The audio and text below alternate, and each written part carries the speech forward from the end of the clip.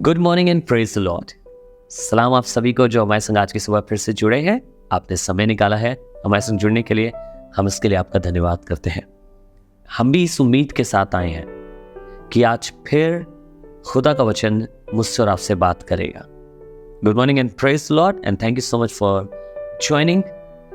We have also come with a faith that God is going to speak to you and is going to bless you. The word that I'm going to share with you today is from the book of Proverbs, chapter 16 and verse 28.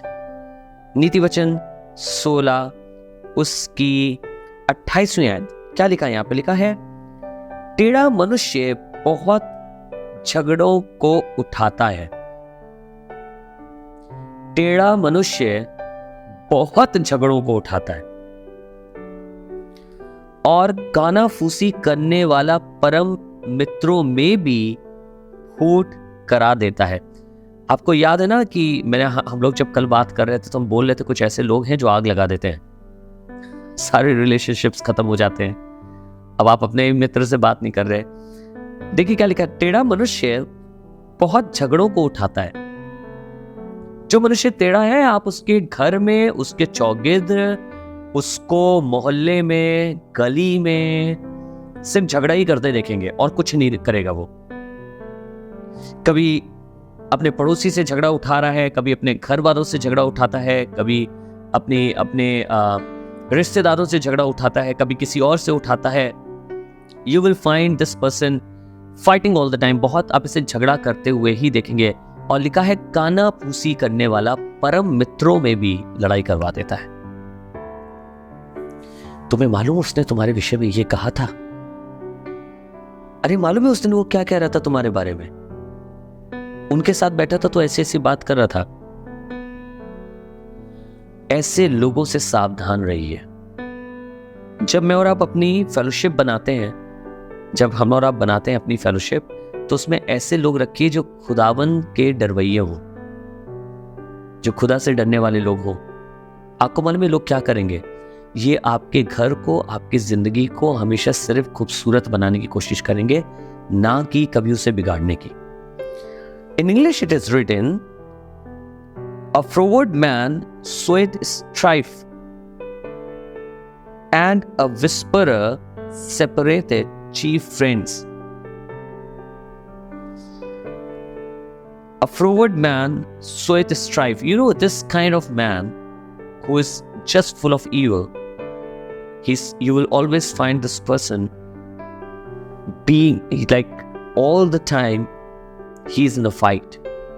Sometimes he's fighting with his neighbors, sometimes he's fighting with friends, sometimes with relatives, sometimes with his own household, and a lot of things.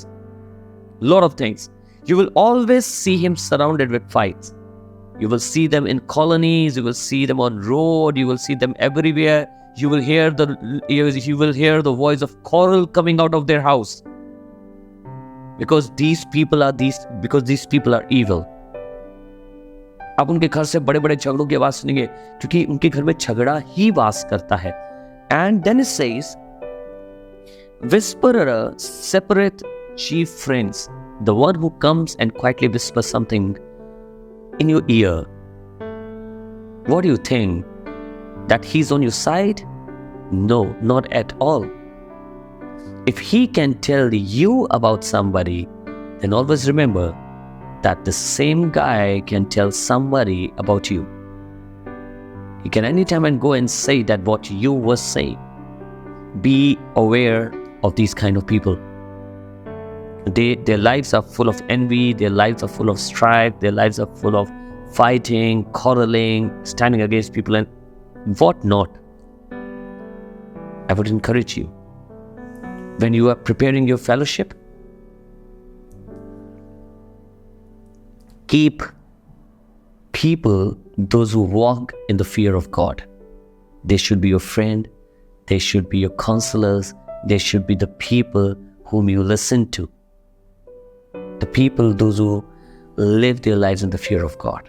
ऐसे लोगों से अपने आप को खेल लीजिए। आइए मैं और आप खेल लें ऐसे लोगों से अपने आप को। Let us pray. पिताजी धन्यवाद करते हैं, आपने सुबह हमें दी, सुबह के साथ ये वचन दिया, शिक्षा भी दी। प्रभु हम कई बार ऐसे लोगों से घिरे होते हैं जो हमें जिंदगियों में कड़वाहट के सिवा कुछ नहीं बोलते। चाहते हैं प्रभु आज हमें तौफीक दे, कैसे लोगों को पहचाने और इनके संग फेलोशिप ना रखें। Father help us to recognize these people and teach us that we should not keep fellowship with them. We should not allow them to speak anything in our life. We should not allow them to whisper in our lives. Help us and teach us, Lord. हमें सिखा और अपने वचन के अनुसार चला, प्रभु यीशु के नाम से, आमीन। Thank you so much. खुदा बाप आपको आशीष दे। Thank you so much for joining. We'll meet again with a new word of God which is going to bless you. God bless you.